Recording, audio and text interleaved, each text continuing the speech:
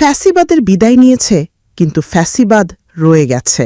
সম্প্রতি ঠিকানায় খালেদ মহিউদ্দিন নামক একটি টকশো অনুষ্ঠানে বাংলাদেশ জামায়াতে ইসলামীর আমির ড শফিকুর রহমান দলীয় কর্মকাণ্ডের জন্য জাতির কাছে নিঃশর্ত ক্ষমা চেয়েছেন। তার এই বক্তব্য বাংলাদেশের রাজনৈতিক অঙ্গনে ব্যাপক আলোচনার জন্ম দিয়েছে।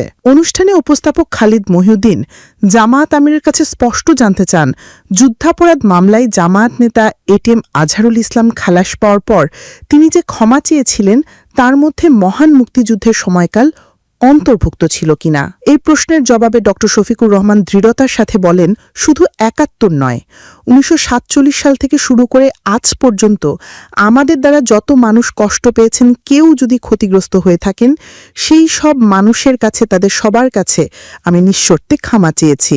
জামায়াত আমির তার বক্তব্যে উল্লেখ করেন, ব্যক্তি যেমন ভুল করতে পারে, তেমনি মানুষের সমষ্টি এক দলেরও ভুল সিদ্ধান্ত থাকতে পারে। তিনি মনে করেন কোনটি ভুল আর কোনটি সঠিক তা ইতিহাসই নির্ধারণ করবে। ড শফিকুর রহমান আরও বলেন, আমরা আদর্শবাদী একটি দল।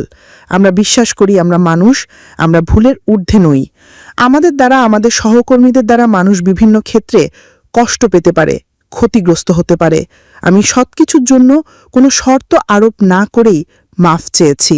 ক্ষমা চাওয়ার এই বিষয়টি নিয়ে তিনি আরও ব্যাখ্যা করে বলেন, মাফ চাওয়ার মধ্যে কোনো পরাজয় নেই, লজ্জা নেই। আমরা মানবিক মূল্যবোধ এবং দায়িত্বের জায়গা থেকে মাফ চেয়েছি।